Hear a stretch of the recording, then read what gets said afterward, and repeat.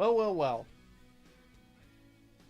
Folks, is there a column that I don't know where my brain just went with that sentence. It's like every once in a while, brain says one thing, mouth says another. Blah, blah, blah. But anyway, hopefully the blah has woken up everyone in our audience. But the question I have is there a commonality between a Primarch from Warhammer 40,000, anime waifus, a video game being banned on Steam, and Disney live action? God, I hope not. But, oddly enough, that is what our subjects of discussion are going to be today. So, welcome once again, everyone who is listening to another episode of On the Grind.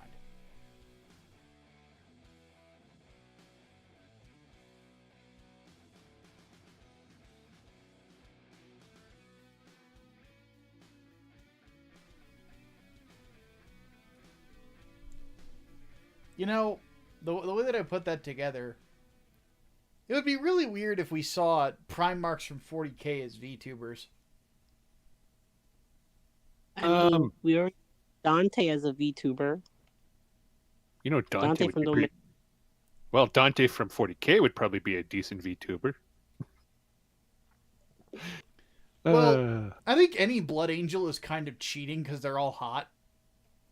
Mm-hmm. Like, even Gabriel Seth is somehow conventionally attractive, even though he's an asshole. Women like that sort of thing.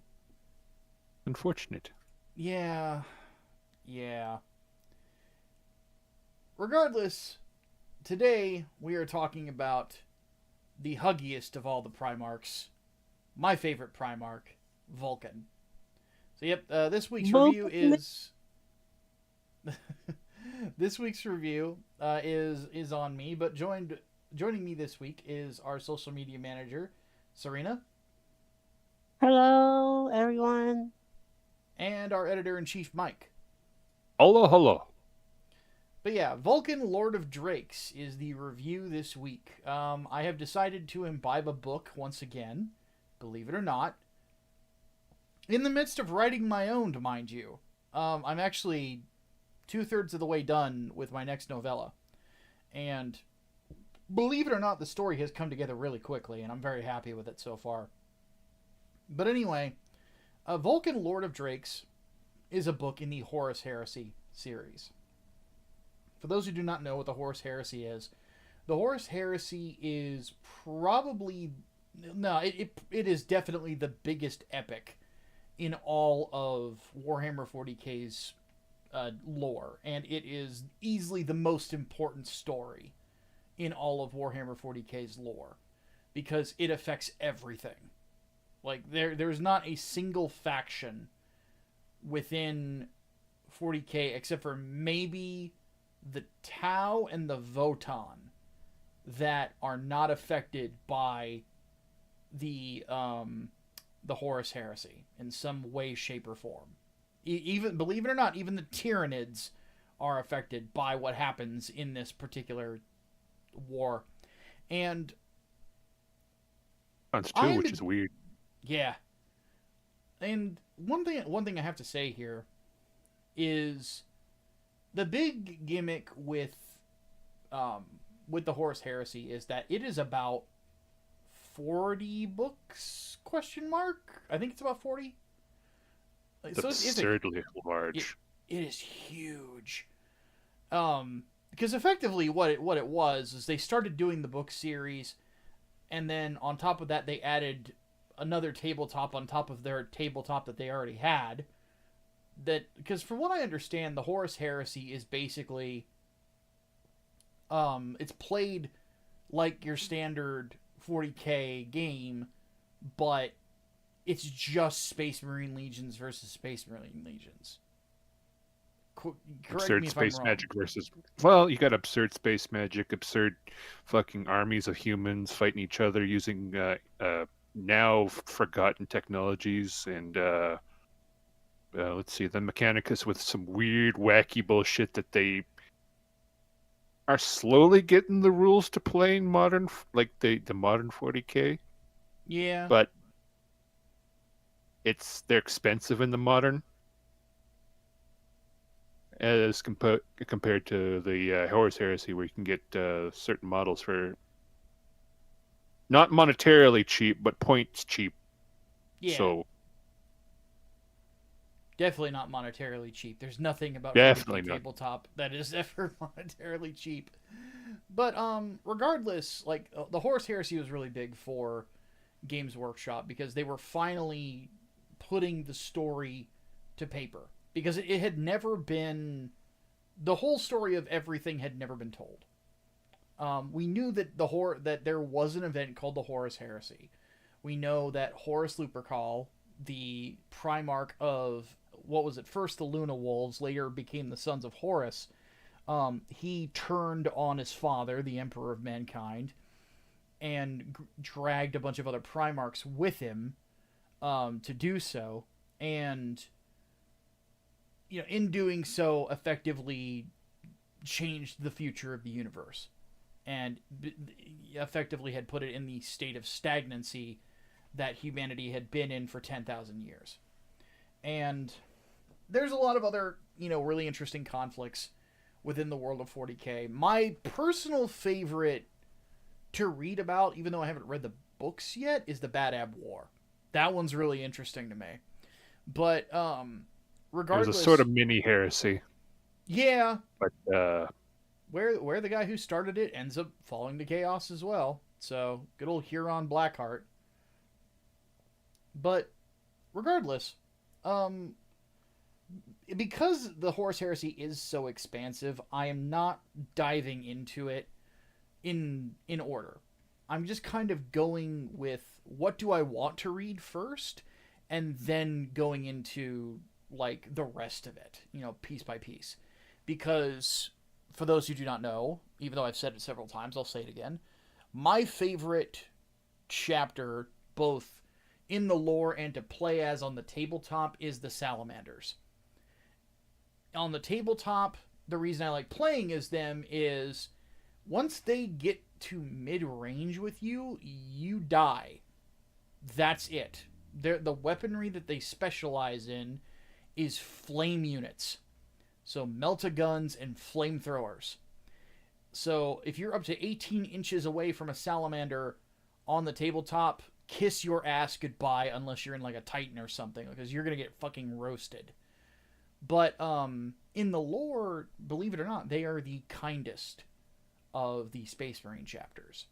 And their Primarch Vulkan is emblematic of that.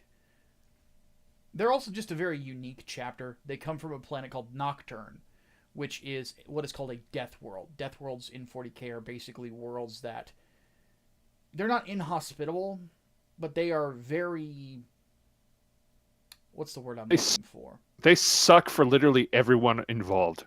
Yeah. So either it's extraordinarily dangerous environment, or dangerous flora, dangerous fauna, dangerous both in the case of Cadia. Not Cadia, Yeah. Catachan. Yeah, God, Catachan's awful. But Vulkan, this particular story takes place, and it is about Vulkan. It's not his origin story. It's rather his introduction to his legion, and the Emperor finally introducing the two. Because, okay, so I got to give a little bit of lore background. At one point, when the Emperor created his sons, which started with 20, and then ended up becoming 18, 19 if you count Omegon, which is a whole thing unto itself. And because of one of the people working with him on the project and the Chaos Gods, each of the sons were flung to different parts of space. Some of them... Yeah. Some of them landed in pretty decent spots, or if they didn't land in decent spots, some of them landed in places where they got decent parents. Other places, not so much. One of the ones that kind of did pretty well was Vulkan. Now, the thing about Nocturne is that it is both a heavily sun-exposed planet, and it is also a volcanic planet. People live there, there's actually a pretty decent population there, believe it or not. But they are very tightly knit communities that are very reliant upon one another for survival. And Vulkan was adopted by a blacksmith. And he was basically, you know, he took on to that life. And then at one point, the planet was beset by a group of slavers known as the Drukari. They're space dark elves, basically. Vulkan, by the way, who had no formal war training up to this point, but he's a Primarch, so he was a beast of a human being. Because he's, physically speaking, is the biggest Primarch. And is the only, I think he's the only one of the Primarchs that is close to being the same size as the Emperor himself, which is saying something. This guy's huge. But Vulkan grabs 2 hammers, walks out to the Drukari, and beats the fuck out of all of them. He really doesn't like them. But they're slavers and rapists and murderers, so fuck them. But regardless, at some point, the Emperor finds where Vulkan is at, and he takes part in a competition on Nocturne that they have every year, of like, this is kind of like a celebration of Nocturnian culture. And the final test of it was, because the Emperor, who they didn't know was the Emperor yet, but him and Vulkan were neck and neck in competition, and the final thing is that both men will forge a weapon and then go out and hunt the eponymous salamanders that exist on Nocturne, which are basically giant, well, they're big lizards that are fireproof, for better or worse, and they are huge. And so you go out, and they hunted them. Vulkan found his, but he ended up taking some risks that he shouldn't have taken, and he's hanging onto a ledge literally by fingertips with the carcass of his salamander in his other arm, because he doesn't want to let it go because he'll lose the competition. And the Emperor sees this, uses his salamander, which was even bigger than the one that Vulkan killed, uses it as a platform to grab Vulkan and Vulkan's salamander. It's effectively letting his son win the competition. And then, of course, he revealed himself as the Emperor, and Vulkan, of course, was not going to, you know... The gimmick of the competition was whoever won, the other guy swears fealty to him. Vulkan wasn't going to swear or make him, the Emperor, swear fealty to him, because he's a very humble person.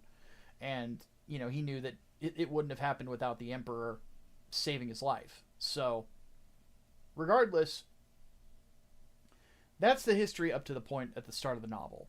The novel basically is at the point where Vulkan, who has been building up his military forces on Nocturne for some time now, is going to meet the rest of his legion. Because even without the Primarchs there, the Emperor was still able to create the Adeptus Astartes, the Space Marines, and was still able to use the genetic code of each of his sons, even if he hadn't met them yet, to make them. So there was already a Salamander's Legion, but they just didn't have Vulkan's guidance.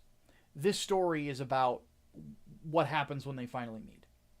So basically, the main characters of the story are Vulkan himself, Legion Commander Cassian Vaughn, who is from Terra, from Earth, and First Captain Artellus Numion, who's another Terran-born salamander. It's basically, you know, Numion and Vaughn have been holding down the fort for a good chunk of, you know, or many, many years. But their forces are dwindling.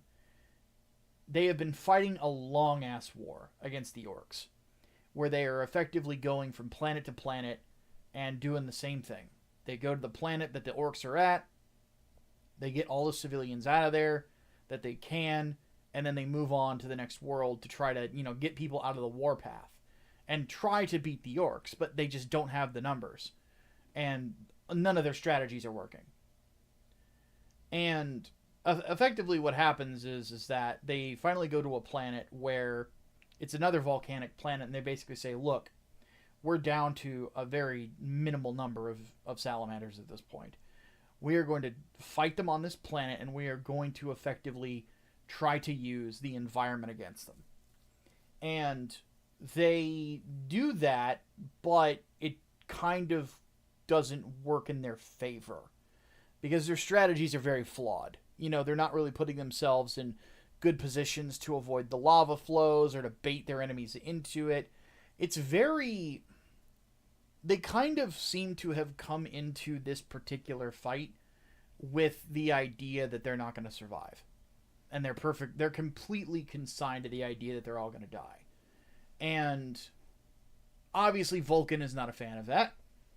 The one thing that one of the ship captains notices in orbit, in one of their flagships, is that the orcs effectively, when it comes to the fight, are baiting the salamanders into fighting how the orcs want them to fight. And she doesn't realize that quite literally until she's going to die. So it effectively tells the whole story about what's going wrong here. Is that, you know, you don't... So, a little bit more Warhammer lore.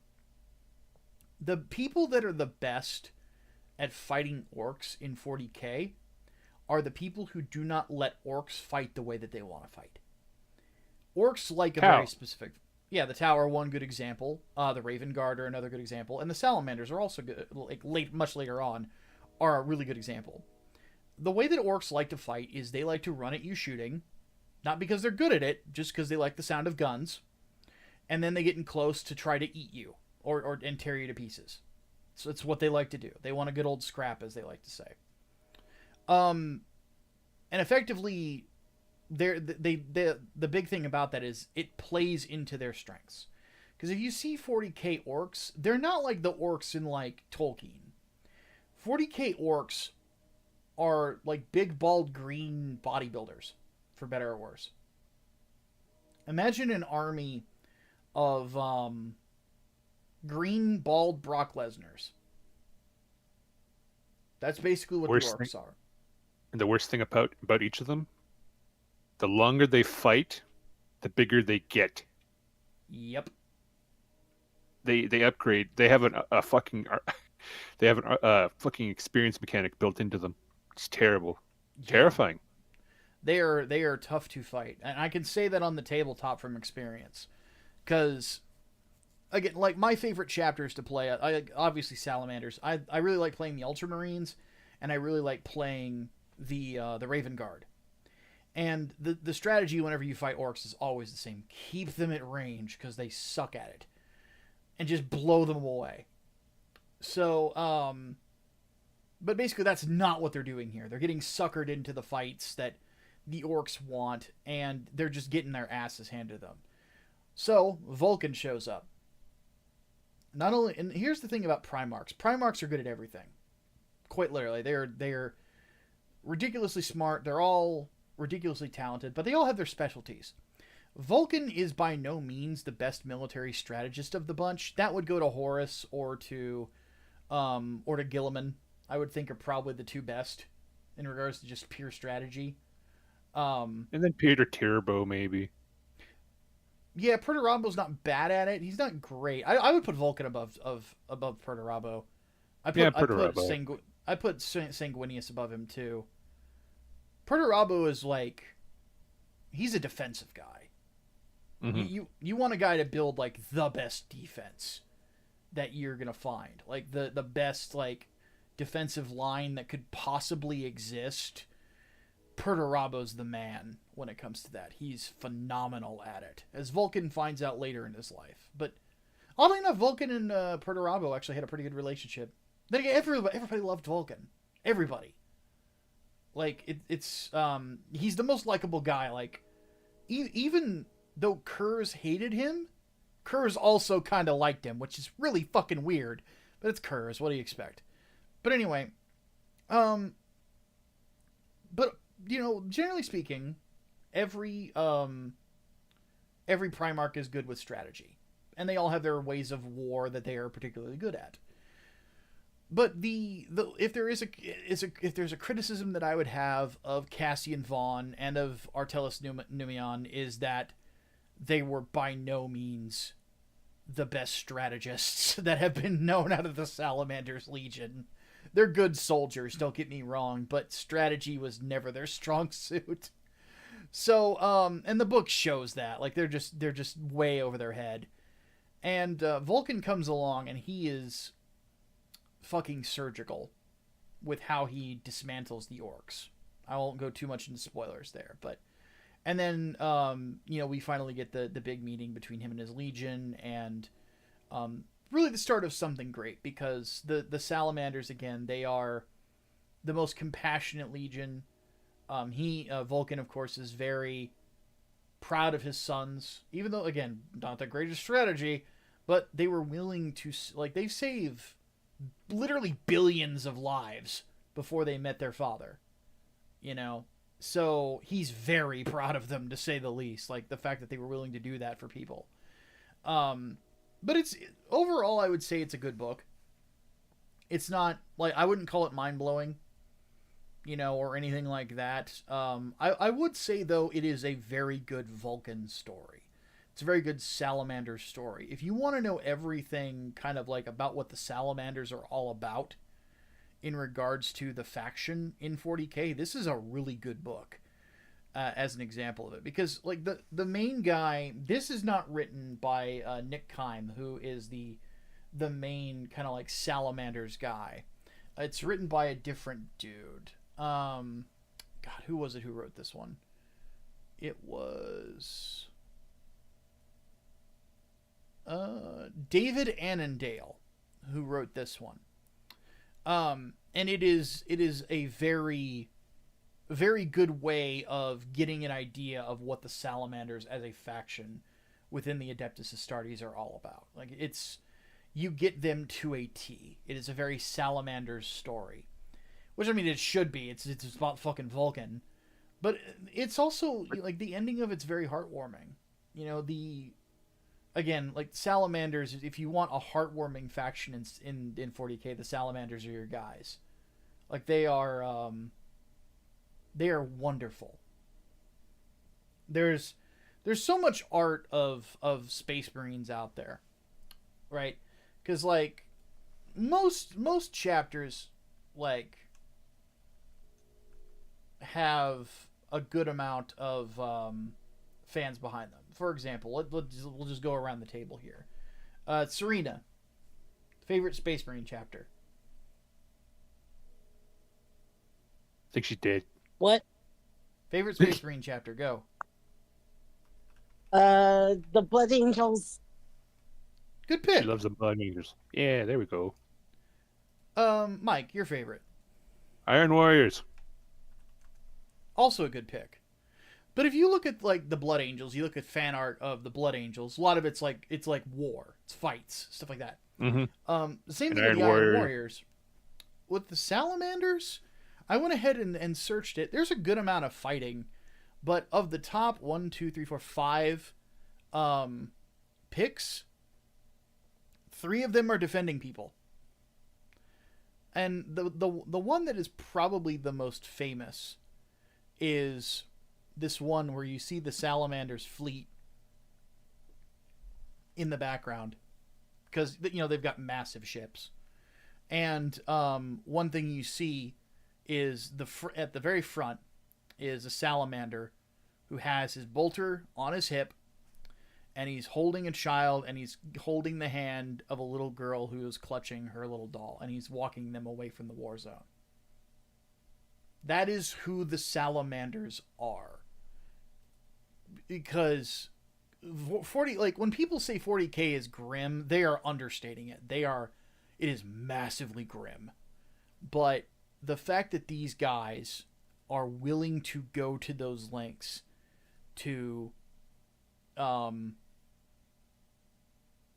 help people. Civilians, evacuate people, which is really fucking difficult in a zone when there's a shit ton of fucking like Tyranids coming down.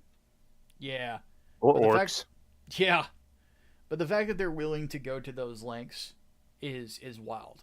Now, granted, they're not the only chapter that's pretty good with civilians. Lamenters. The Lamenters are phenomenal with it. The Blood Angels, obviously, are another one that they Sanguinius was a very nice guy. The Raven Guard are another one. They're very good with civilians. And then the Space Wolves might be a bunch of drunken bricks, but they're also pretty jolly fellows as well. I mean, they went to war with the Grey Knights and the Inquisition over civilians. So, but the Salamanders kind of like, they embody the kindness that Vulkan, has at his core. And these guys will give everything to save people. I love them. So, as a Salamanders fan, I would say definitely check them out. And in the future, I don't know if I'm gonna go through the entire Horus Heresy necessarily. I definitely want to read all the Primarch books. Except for me, I don't know if I want to read Fulgrim's. But I don't like Fulgrim. But But the next one I'm going to be reading after, because I've still got a little bit left in this to read. The next one after this I'm reading is Perturabos. Because Perturabo is a very interesting character. But regardless, yeah, I would give it a recommendation for anybody out there that if you're interested in 40K, if you're interested specifically in the Salamanders, I think that this is a very good starting point with them. Because it's going to tell you everything that you need to know about them. And it's a fun little sci-fi war story. It has more space opera vibes, I would say, than a lot of other stuff like that. So, just something to keep in mind. It's by no means like the most grim, dark story that you're going to have about the Salamanders. Or just in general. Also, I want to say that I have a lot of favorite Salamander art. One of my favorites is literally them marching across Nocturne, and Godzilla is marching behind them. I don't know why I find that so funny. Just the idea that somehow it seems like they recruited Godzilla. That's going to solve a lot of problems, I would think. Or cause new ones. So many new ones. Godzilla. Speaking of which, before we move on to the next topic, Godzilla is apparently going to be in the next Super Robot Wars game. I mean, it's about time for that series, right? Because it's like literally all the fighting mechs, and now you kind of want to see where you're going to stack against the Godzilla. So, I mean... But Godzilla's not mecha, so why is it included? Well, there was an anime called, what was it, Godzilla 0 Point? Yep. Yeah, Godzilla Singular Point. Yeah. Where there were mecha in that, so they're kind of using it as an excuse. Which I'm cool with it, man. I fucking love Godzilla. Never seen a Godzilla movie. Not interested. Oh, how dare you? We gotta bully you so much, woman. Yeah, you stop being babby. No more babby. We gotta get you that culture. No. Yes. Some culture, but not all. I'm perfectly fine being in my little bubble. No, bubble must be expanded. Oh. Anyway, let's move on to our topics of the week. Topic number 1. This one is, man, this one kind of shook the internet. So, it should have. Good lord. Yeah. Now, we've talked about Hololive talents graduating before. The last time we did, I went back and checked, is when it was announced within short order of one another that they were losing 2 pretty big channels of their talents. One of them was Ceres Fauna of Hololive English, and then it was Sakamana Chloe of their Japanese branch. I don't remember what gen Chloe was in, but regardless, two pretty popular VTubers, to say the least, were leaving Hololive. Well, this most recent batch of announcements of graduations there's been a lot of them since then. Shion announced her graduation. She's a popular Japanese talent. Then Nanashi Mume, who was the most popular talent of the second gen of Hololive English, has announced that she is going to be graduating as well. She cited some health issues. She apparently needs surgery on her vocal cords. She's been having problems with that for a while now. And that the recovery on that can be up to 6 months. And then the bombshell came out. Gawr Gura, the biggest VTuber on the fucking planet, has said that she's graduating from Hololive. To that, the question has been asked. Some people have tried to dismiss it. I don't think it should be dismissed. What the fuck is going on over at Hololive? It's kind of an unfortunate pattern that's starting to erupt, isn't it? So let me see. Who did we have here that we lost like the last year or so? I had a small list of them. So we had Shion, Ame, Fauna, The Whale, Shiori, and Mume, and now Gawr Gura. And all of them sort of had like one thing in common. Now that I think about it, looking at all of them side by side, is that they all prefer to just stream. Every single one. That was definitely their bread and butter. And one thing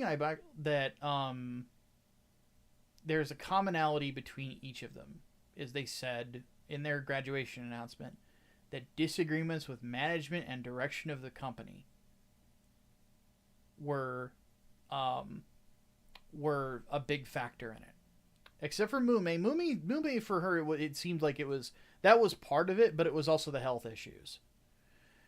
And the health issues are obvious, but the thing is that vocal cord surgery is something, especially at a younger age, because all these girls are pretty young. They're in their 20s, most likely. Except for maybe like one or two of their talents are in their 30s. I suspect Perone and our favorite hag. Oh yeah. Marina's. She's flat out said she's in her 30s. So, But anyway, like at Mume's age, she's probably in her 20s. If there is a good quote unquote time to have surgery on your vocal cords, this is it.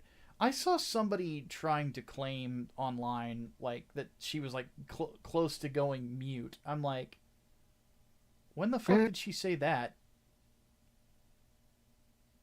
Well, maybe some rats from the way her voice sounds after long amounts of streaming, but I don't think she said anything quite to that degree. No, I remember I went back and listened to her graduation announcement. It wasn't that dire.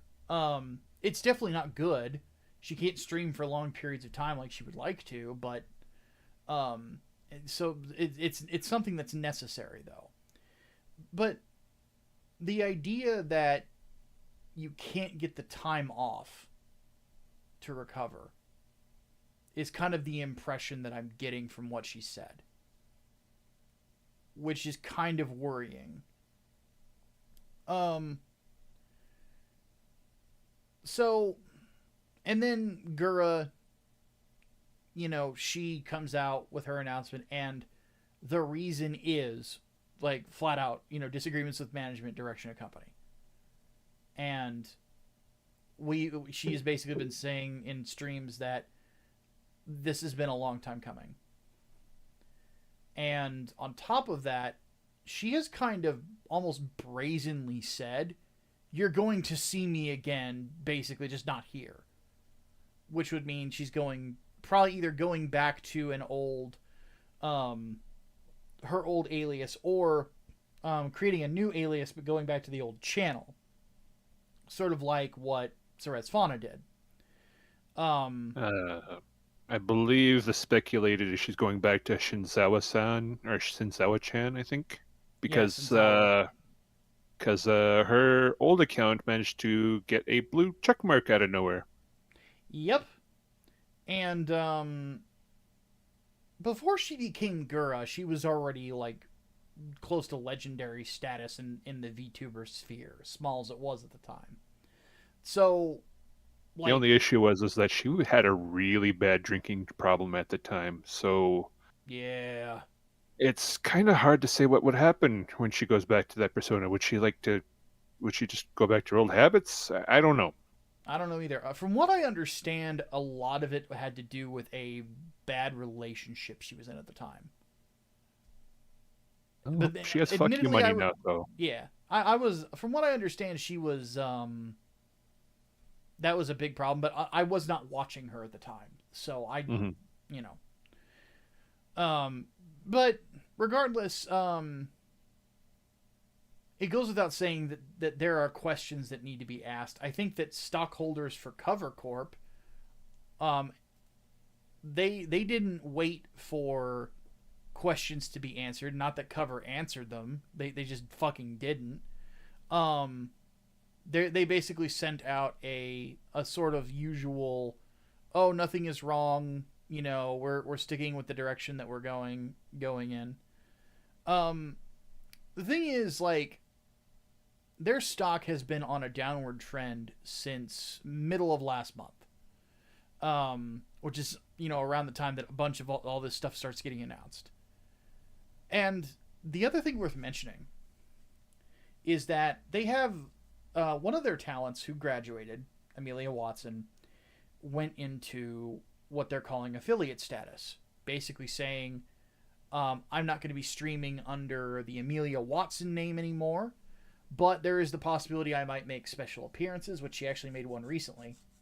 And, you know, like, the character is still going to be used by Hololive and stuff like that, but I might come back and say hello as this character, da-da-da-da-da. And a lot of people thought that was really cool. It's like, oh, that's great. That means that if other people don't want to necessarily work for Hololive, they could do the same thing. None of them have. And that, to me, and again, this might just be a me thing. I might just be full of shit. Who knows? I see that as kind of telling. It's like, you have the option of potentially making a special appearance or something like that as this character again. But you'd rather not. You'd rather just disappear from being this character and either go back to an old alias or just do whatever. That to me makes me go, okay, clearly something is pissing these girls off. And I'm gonna be honest about two things of what I think are causing these problems. First, I think it is, and I'm just gonna reiterate an old point, real quick. It is the focus on idle stuff, or as I mockingly call it, iduru. Because I'm of the opinion that streaming is your bread and butter. To give you guys an idea of the kind of money that can come in off of a YouTube video, the general idea is that for every 1,000, as long as you're somebody with a channel in good standing on YouTube, you're monetized, all that other shit, for every 1,000 views you get, you make about $5. So, just an example. I just had a copyright thing get cleared against a video I just did, and it's got about 8,000 views in about a few days. So pretty good. That's gonna net me around $40. So not a bad day's work. For like a video that's like an hour long, you know, and it might be even more than that. But that's about what I'm probably going to get paid from that. But that's 8,000 views. Now, let's have a look at a Gura stream. Oh my god. Yeah, just an average one, not a not like a one of her like more like notorious ones. So not like an outfit reveal. Let's go with let's just do her Dark Souls remastered. So that one had 391,000 views on it.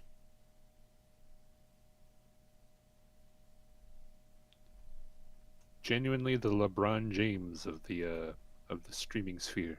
Yeah. So just so you guys know, she probably made up to $2,000 on that live stream from advertisement alone. That doesn't include any sponsorships, and it definitely doesn't include super chats. Which, by the way, people practically chuck money at these girls on live streams. And if you've got somebody streaming a few times a week, 3 at minimum, and there's super chats and all this other stuff coming in, plus ad revenue, it's a pretty good chunk of change coming in every month. And you got all these talents doing the same thing. So to lose somebody that big is not good, to say the least.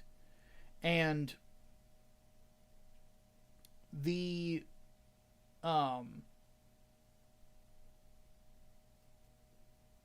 what baffles me is you're putting people in a position where you're losing those kinds of talents. And I think the investors are seeing that. Honestly, I think the investors see that and they're like, you got talent, your biggest talent period, they are dropping like flies. I'm genuinely wondering if maybe, I think going public probably had something to do with this, because they went public in Japan. So that means like the primary market is Japan. That's what they consider their primary market. The US they consider secondary. It's how a lot of Japanese companies look at it, right? And culturally speaking, idol stuff is a big moneymaker over there. But, I'm of the opinion that unless I was shown numbers otherwise, I have a feeling that they're making a lot more money off of streaming than they are on fucking random idol concerts. So especially the virtual ones where you have to pay like $40 to go to, maybe. Yeah, and I'm of the opinion that that's got a shelf on it. Like that's got a ceiling. They're gonna, and I think they're gonna start hitting it. Because the other thing about it is that, you're also like if a talent would rather leave, like what or why like, okay, I'll just ask a question. Why is Mume leaving? She loves singing. She claims health reasons. Well, yeah, it's health reasons. So she says she needs surgery on her vocal cords. So you're not going to give her time to recover? Like, what were the options there? Because it seems like there's an now maybe I'm reading too much into this, but it seems like the two ideas are in opposition to one another. You keep working for Hololive, or you get this surgery. So then you got some fucking black company bullshit going on then. Yeah, that's what makes me wonder, because every corporation that I've ever worked for, if you had to have surgery, there was usually like some level of compensation, especially if it was related to the job, or they weren't going to fire you. You just go on leave, right? So what the fuck? Like, why can't Mume just go on leave? Why can't she just become an affiliate for 6 months and then come back? She would much rather just be gone. Like, what does that tell me about your company? It tells me that, like, as somebody who could put some of his money into yen and go onto the Nikkei index right now and buy stock, what that tells me is that there is what your expectation is for these girls is that they cannot be gone for an extended period of time, even if it's for their fucking health. What happens if one of these girls gets pregnant? Well, clearly end of the world. Yeah. Well, yeah, it's like, oh god, if Hosho Marine got pregnant tomorrow, the dreams of several horny Japanese boys and many Americans as well would die immediately. Or burst into some kind of terrible flame. It gets complicated quickly. Yeah. Regardless, I am of the opinion that this is the end of an era. Mm-hmm. They have lost several talents, especially on the English branch. I am of the opinion that by this time next year, of the first two English generations, one of which is actually like a combination of two, because they were doing this whole thing called Project Hope, and it didn't really yield anything but one person. So they mixed that together to create something called Hollow Promise. That's the generation Mume is from. I have a feeling by this time next year, the first two English gens will only have two talents left each. And it will probably be, and we'll see if my prediction is right, it will probably be, for the first gen, it will probably be Kiara and Callie. And then off the second gen, it will probably be Bae and Iris. The rest of them will be gone. That is my prediction. And for those of you out there who want to know the order, Crony will leave first, and then Ina. Crony, I speculate because her real persona doesn't like the attention that her body type gets her. Yeah. And Ina, you speculated, what was it? She's gonna just miss her friends. Mm-hmm. And this is the other thing about this, folks. When these girls graduate, you can't collaborate with them anymore. They will not allow you to do it. In Japanese idol culture, you graduate, you're basically considered persona non grata to those organizations. And that's why the performer who used to be Kiryu Koko, we have not seen her in her current persona collaborate with anyone from Hololive.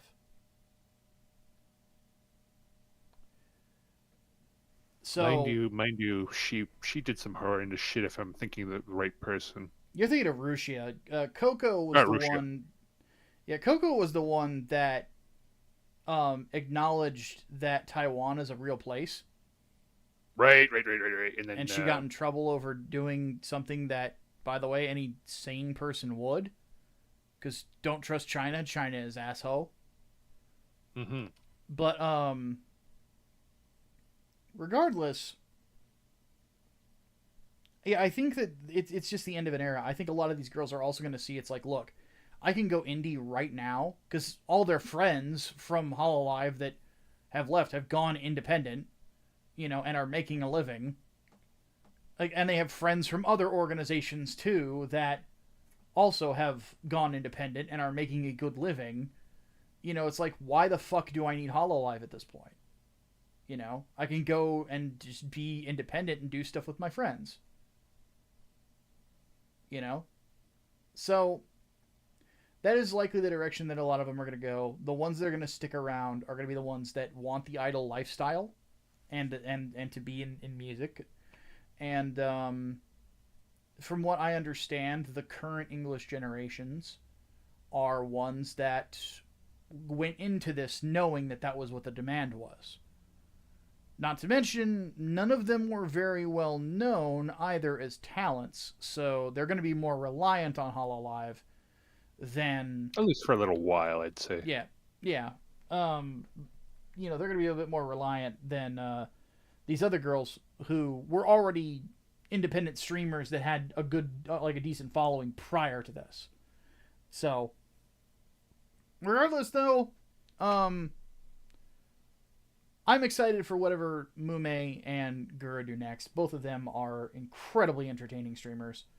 And of course, we hope that whenever Mume does get her surgery, that she recovers quick and does well. And we look forward to seeing them again in whatever personas they do next, because they'll be back. I have no doubt. And for those of you out there who do get heavily impacted by stuff like this, I understand. You've got a lot invested in these talents. They will be back in a different form or fashion. I have no doubt that they're gonna be back. So no worries, bros. It's gonna be all right. What's that one lyric that they use in those videos? If you close your eyes, doesn't it seem like we've all been here before? If you close your eyes, if it doesn't, nothing has changed at all. Yeah, that's the lyric, and I have a feeling that that's still going to be accurate. All right, next topic. that sign. I felt like given the subject matter is going to be most appropriate. All right, Serena, you can unmute yourself because she really didn't want to talk about the Hololive thing. What the heck is going on over on Steam? Apparently, there was a release of a game over late April, early April, called No Mercy. It's basically a hentai game. It's a hentai visual novel game where you essentially rape your mother or stepmother, depending on what choice you decide to, what's your relationship to her in the game, what you decide to make.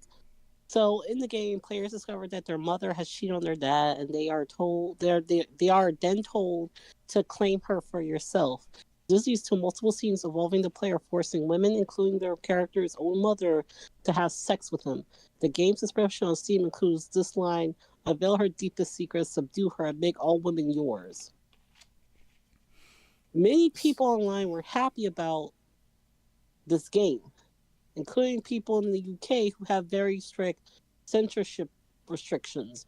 Wait. Were they happy about the game existing or it being banned? No, they weren't happy about this game existing. What? Okay. Sorry. They weren't happy that it existed. Oh, okay. I was very confused. Like, what the hell, England? I was gonna say, y'all got some problems over there. It was UK, Australia, Canada, I think one other place that banned this game on their Steam. On Steam. I mean, the No Mercy is labeled as adults only. It could only be bought using credit cards. This game is not rated by the ESRB. Valve doesn't require games to be rated by these groups to be sold on Steam. No Mercy was removed from the UK as well as Australia and Canada, presumably by Valve. Well, yeah, they got to comply with local law. So that wow. That's quite a big list. Yeah, especially Western companies or Western countries, I should say. Yeah, this is basically the US version of a game called Rapeplay, which was another rapey fetishistic Japanese hentai game. Yeah, I was a games journalist when that came out, so I remember that controversy. Yeah, you basically play as a dude who goes around raping people, including a mother and her two daughters, two of which are underage. Jesus fuck. Yeah, with Rapeplay, I remember that back in the day from the threads on Link V that were a lot of D liked it, if I remember correctly. Yeah, the thing about it, or at least like one funny thing about it, not that there's a whole lot you can take away that's funny from this, but is one of the people that defended its existence based on free speech arguments, mind you, was Jim Sterling. Wow. Weird as you think about that. I think about it now. I know, right? It's wild. So, yeah, that. This kind of like opens the whole controversy of can and should games like these, Wayplay, and even to a certain extent, hatred exists. And hatred just a completely different thing because it was just like edgy schlock. Yeah, But people I lost their wouldn't mind. compare hatred to this. Um, there's this old statement of like rape is a special kind of evil. Um, the the thing about it, first thing, why didn't they just call it Griffith Simulator? Second, sorry, I had to lighten the mood a little bit, but Despite their blown some developers defended No Mercy, saying that the real incest is disgusting, but that such themes are popular kinks for many. Okay, this is starting to remind me of the fucking that book that we reviewed. No, in our review, we talked about a couple of episodes back. The yeah, daddy's toy. Yeah, this was starting to remind me of that book where you're fetishizing something that most people find repugnant. yeah, it's one of those things where I am not, God, It I am doesn't touch not. my pee, but Yeah, it's Does a kind of. game like this does a game like this have a right to exist and so be sold? Well, consider this the stuff that like a lot of women read, like just across Amazon. I mean,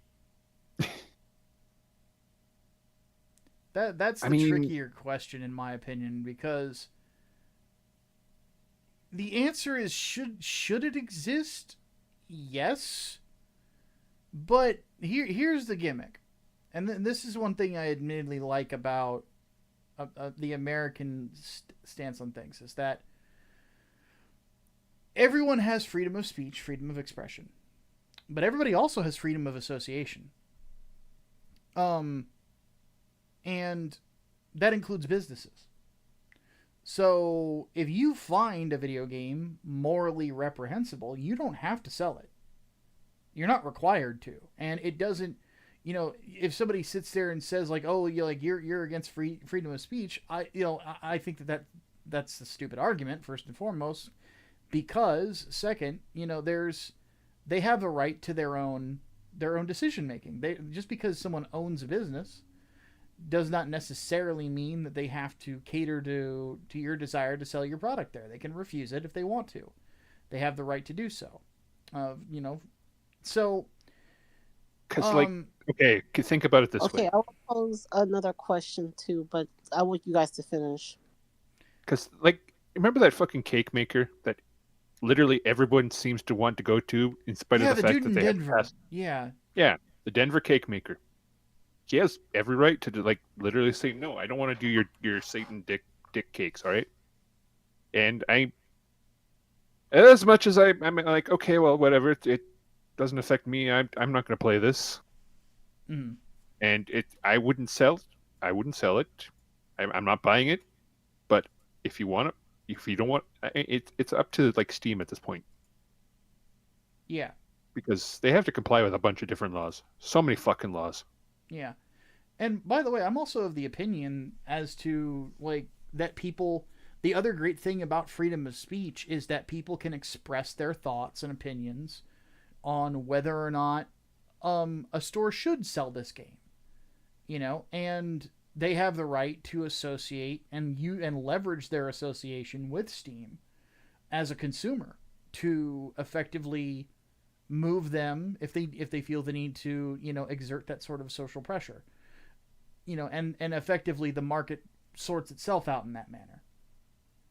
um and some people are probably going to say that it's kind of a dirty trick, and you're not wrong, but the question was not a moral question in my opinion. It was a rights question, which we have the right to do a great many things. It does not mean that everything we do with those rights is indeed moral. Okay, So okay. So I have another question. Does depiction equal endorsement? Can you depict these these types of subject matter, and not get in trouble for depicting them? Like with that lady Okay. who who wrote that weird pederasty pedo book. Mm-hmm. I'll Where let you does start, that Mike. line? Where does that line cross, and where does that line end? I'm gonna Between the say, where does it end? Where would it end between saying, okay, so is it okay to depict someone getting raped, and then endorsing it as being okay? And I'm gonna say, I think the personal line between depiction counting as endorsement would have to be the Gore series, What's that? the Chronicles of Gore. There's this particular author who um, has this personal philosophy that women have a natural tendency to be submissive and uh, enjoy being raped and enslaved. And I feel like, and then there's like 20 or 30 fucking 20 or 30 of these fucking books that bro has written, and that seems like extraordinary endorsement of the uh, rape is good, rape and slavery are good for the female psyche, whereas you have the depiction of fucking Guts's like girlfriend being like fucking like raped in front of his eyes, like, and it's not treated as a good thing. I would say, I would say, the line has to be crossed, whether it seems to cause the author to depict it as a good thing. I would say, because yeah, that's where I would say the line would or be right there is where the person personally agrees that, hey, yeah, this is the best thing that could happen to somebody. Yeah, Like context being, is king, basically. yeah, context. Yeah. Because context. Whether people realize it or not, context defines meaning. So yeah, Berserk is a really good example of that because Berserk is probably like the most famous. Up until redo of Healer was probably the most famous of in like fiction that you could think of where a main character was sexually assaulted, and it's obviously portrayed as something that is fucking horrifying in Berserk, despite what some weird morons on YouTube would say. Like it's obviously portrayed as a negative because Casca spends quite literally a good chunk of the book up until literally the author died being a shell of her former self because of the mental trauma. And so in that particular case, rape it's considered a special kind of evil. It's that rape is the reason that everyone wants Griffith to die. Really good example of like people's interpretation and feelings towards that scene. You guys know I did a video with, and people in the audience probably know this, but I did a video with Lolly about who is more evil, Griffith or the Principality of Xeon and Gundam. Now, on a pure numbers level of amount of people killed, Xeon killed billions of people. Billions of people. More people said that Griffith was the more evil option because of the rape. That is how much society detests rapists. And it is the context of the action that, is, show that it's not an endorsement. In this particular case of what this game is doing, it looks like it is portraying rape as a positive. The idea that it is perfectly fine and okay to... Now, I could be wrong, but the impression I am getting is that, according to this game, the moral message that it has behind it is that if someone you care about has been wronged, it is okay to rape someone to get revenge. And I'm not a fan of that.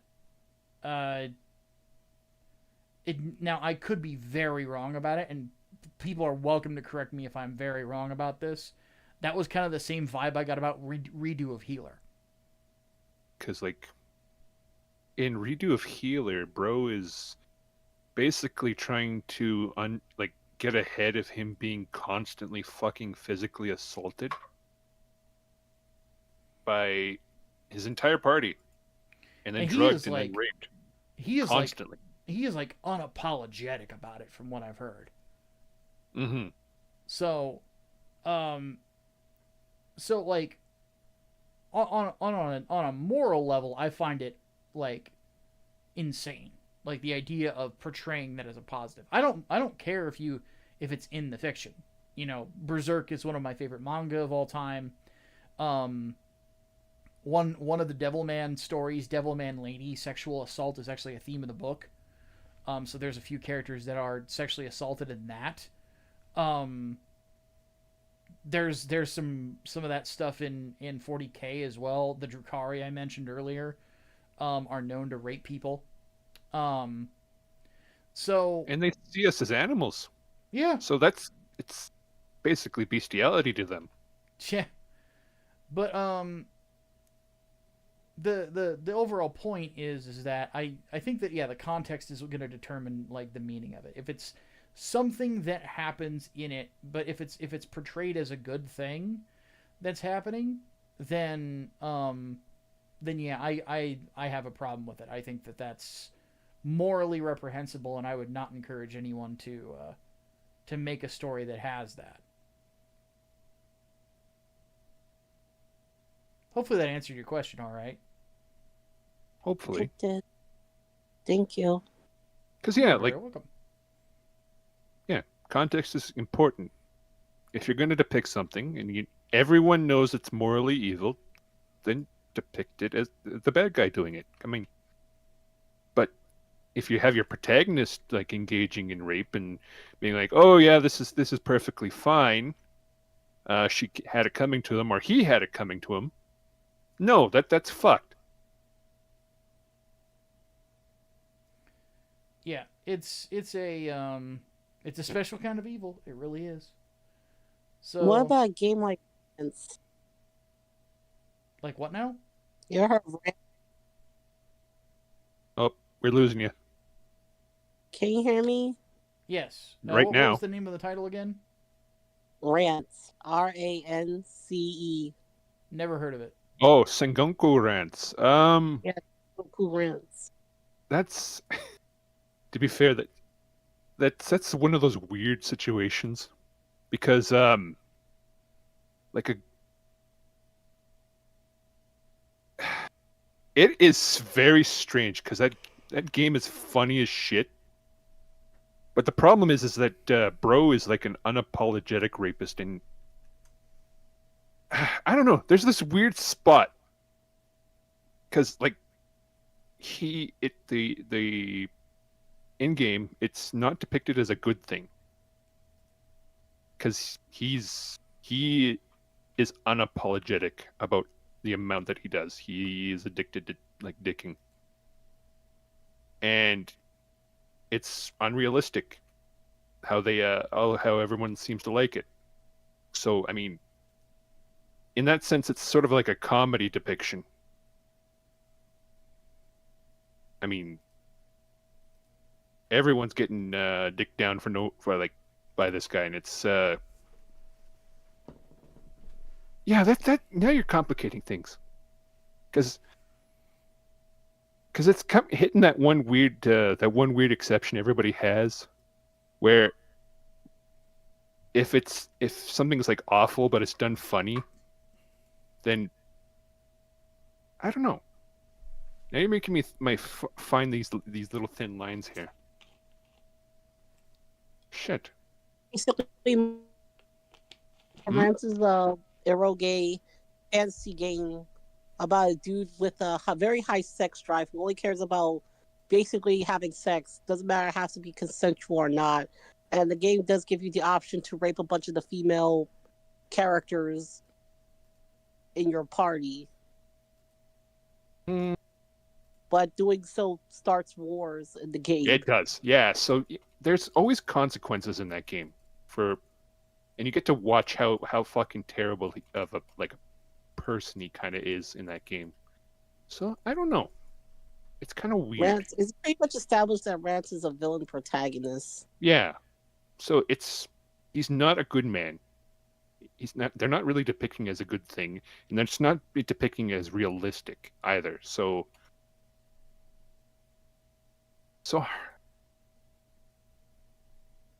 good place to find the little hairs to split, you know? Yeah, but ultimately, like, again, it's I always feel like there's levels to it. It's like there's the moral argument and then there's the rights argument, and I think we've come to a pretty conclusion across the board. Like, it has the right to exist, but it's still fucked up and still morally wrong. So it is what it is, and ultimately it's up to the storefronts as to whether or not they want to host it. I never would. So it is what it is. And also, I can't think of any place that sells like Sengoku Rants or Rayplay or what else? You have to go to very specific Japanese websites to get it. Mm-hmm. Yeah, so not even that big of a deal in the long run. I think that this story's probably going to be forgotten in probably another week. But regardless, yeah. Let's go ahead and move on to the next topic, our final topic of the day. So apparently, I found this kind of interesting. Disney has apparently and I think this is just a rumor? ?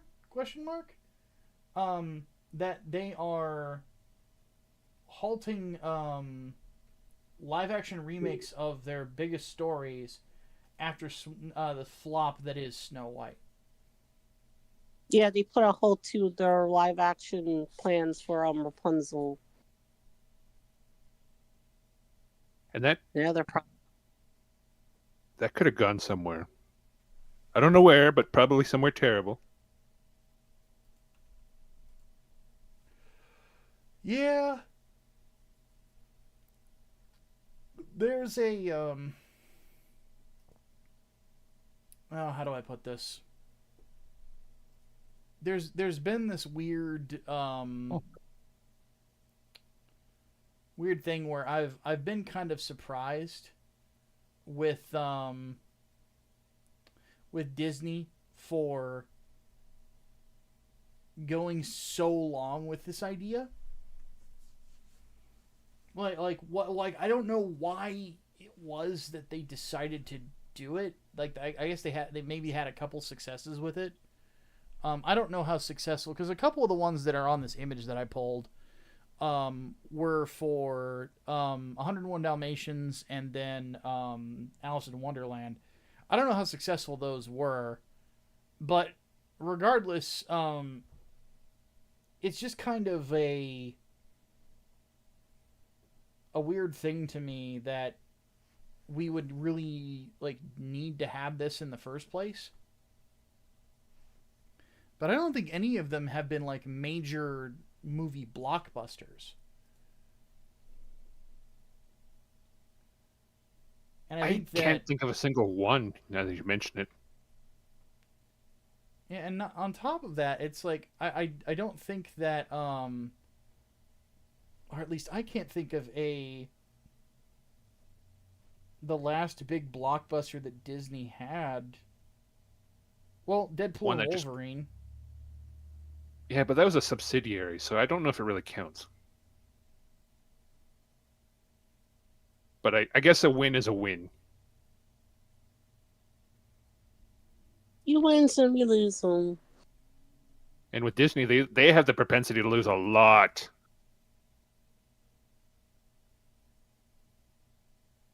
Oh. Yeah, I think that, man, it's so weird to me that it feels like Disney, they were a money-making machine with the MCU, But thinking back on it now, like a lot of the other stuff that they were doing at the time was just either completely nondescript or just like all over the place in regards to quality. Because while the MCU was it was consistent. The fucking Star Wars was like all over the place. All over the fucking place. Oh yeah. And the rest of their movies was like, I think the only breakout that they had was like Moana.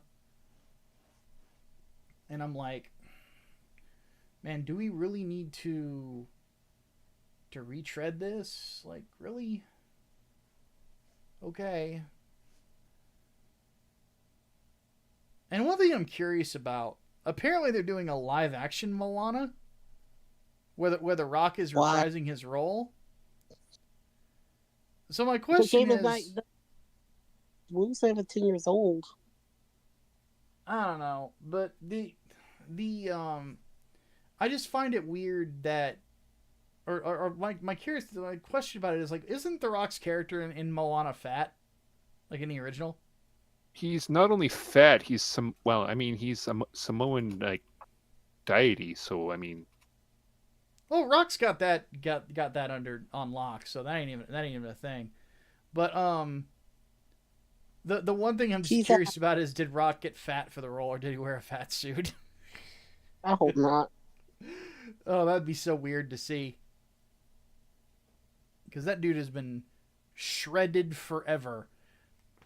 Because like the only way you can depict that particular god, I don't know his name, is that he's a pretty hefty guy. Because Maui. The character, the deity, his name is Maui. Yeah.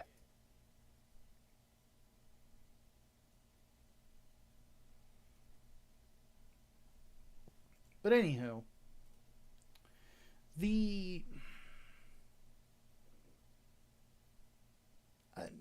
I think the best I can say about all of this is that this is good. It is good that they are stopping it, because they really need to reconsider a lot of the things that are going on at Disney, and they need to rethink about what they're doing with the MCU. They need to rethink what they're doing with fucking comic books. They need to rethink what they're doing with like what they're pushing out for kids. Like their whole brand needs to be rethought, because they will have like maybe one thing going right for them and everything else is just going wrong. Like the one thing going right for them right now is Marvel Rivals. That's it. Which is ridiculous. Overwatch character. So, yeah, it's just one of those things where I think that, and I hope that at this point, they will sit down and they will say, look, we need to think about exactly what our direction going forward is going to be, because too big to fail is not a thing. So they're in extraordinary danger, because they could get fucking blot out by fucking the Chinese, BlackRock, you name it. If they get enough debt, they're fucked. Pretty much. And I would not like to see that. We've seen enough companies already be in that scenario. So, oh goodness. All right, folks. Well, we have come to the end of our show. I want to thank everybody for listening to us on this one. Pretty good discussions, to say the least. And yeah, go buy Vulkan Lord of Drakes. It is pretty freaking fantastic, man. So, on that note, any final words, guys? Honestly, I mean, I don't know. Like, rape is bad. Yeah, there we go. Yeah, there we go. All right. Okay, folks. Thank you so much once again for listening. We will be back next week, but until then, have yourselves a good rest of your week, and we'll see you guys next time.